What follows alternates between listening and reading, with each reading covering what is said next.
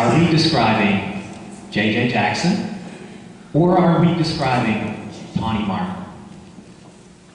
The person that I'm describing was an awesome horse whisperer kind of person. This person had a natural affinity with animals. It wasn't just horses. This person had an honesty that was amazing. It went deep, and we don't know why those kinds of people have such a connection to wildlife and animals, but we think it's got something to do with honesty. We're not sure.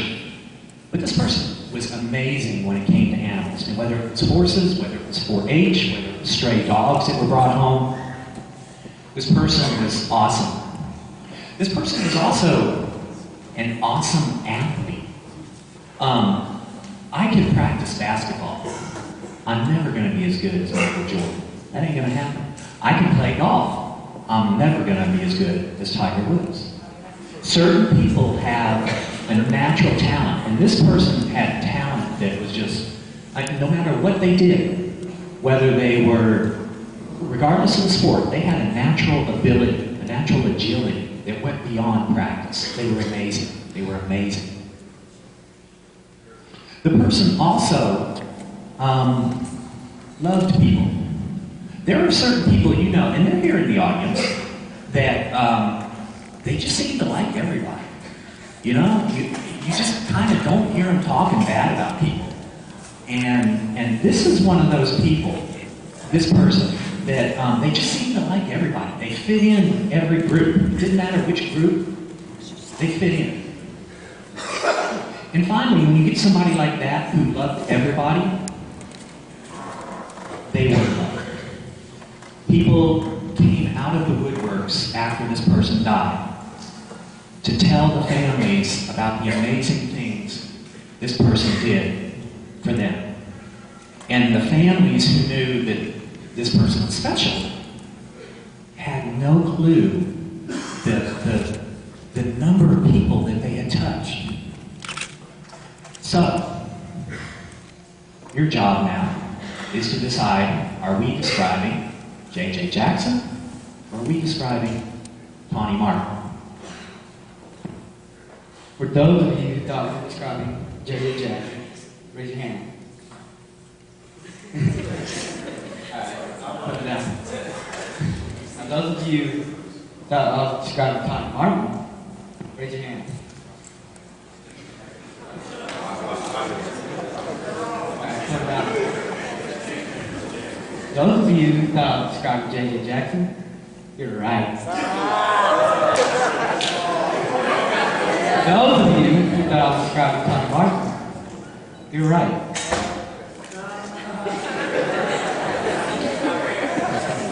See, the interesting thing about these two individuals, after Tawny had died and we met JJ's family, they were describing JJ to us, I literally got goosebumps because I could have swore they were talking about Tawny.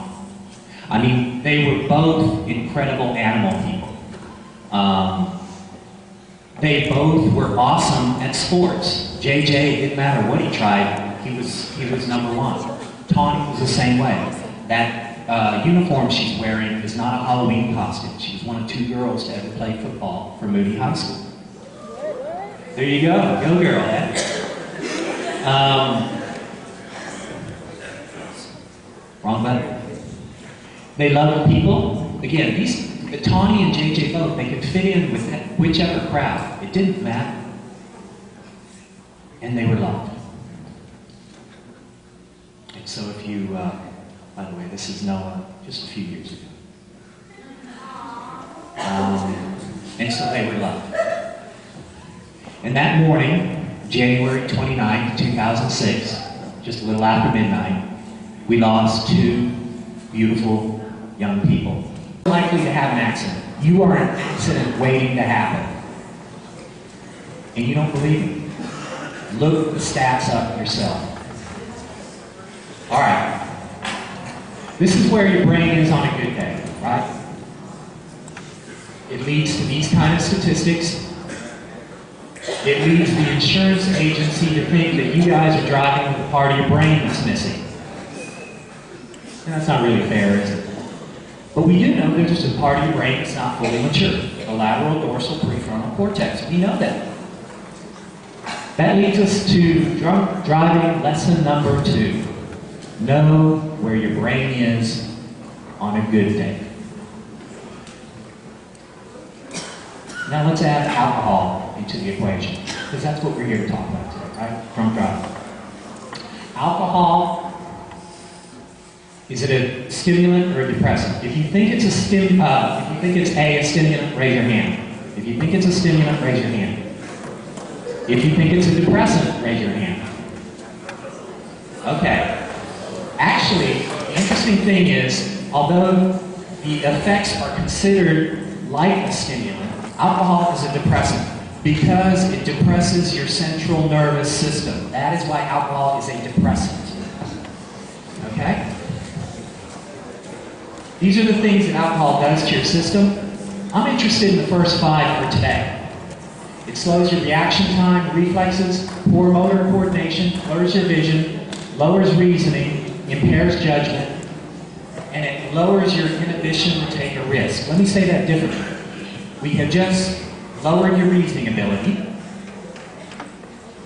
but you're now more willing to take a risk. Wow, is that a deadly combination? Oh, let's throw in blurred vision and slowed responses while we're at it. It also slurs your speech, memory loss, confusion, slowed heart rate, slowed breathing, heavy sweating. No, I thought this was weird. Heavy sweating. I didn't know. Nausea, dehydration, eventually coma and death. Now, before I go any further, I need to make it absolutely clear. Our message is first and foremost, you folks should not be drinking. Period. Period. The gentleman from the Texas Alcoholic Beverage Commission who's with us here today can tell you it is illegal until you're 21, and they prosecute you. So you should not be drinking. You just shouldn't. And based on your physiology, it's just dumb. And I'm sorry, I take a risk when I say that because you think I'm not calling you dumb. But drinking at your age, what it does to your physiology is it's dumb.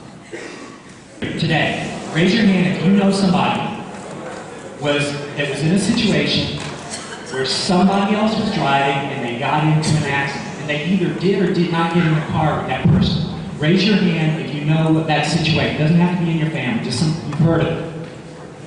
Okay, I'm seeing about a dozen hands go up, or half dozen hands. We've all heard those situations. So if somebody else has been drinking, if they're being an idiot and you've done everything you can to stop them from driving, just don't get in the car with them. Just don't. All right? You will live to tell a tale later that they might not.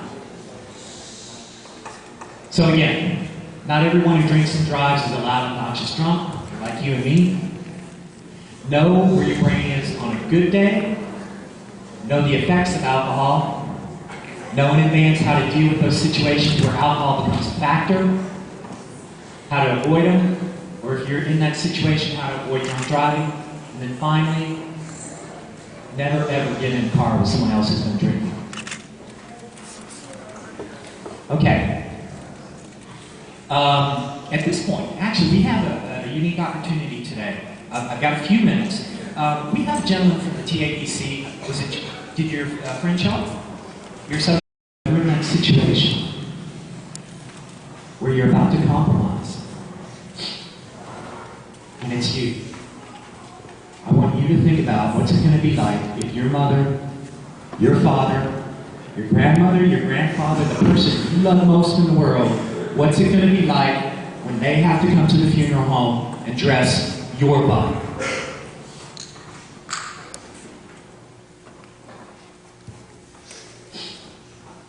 If you drink, don't drive. If you drink, don't drive.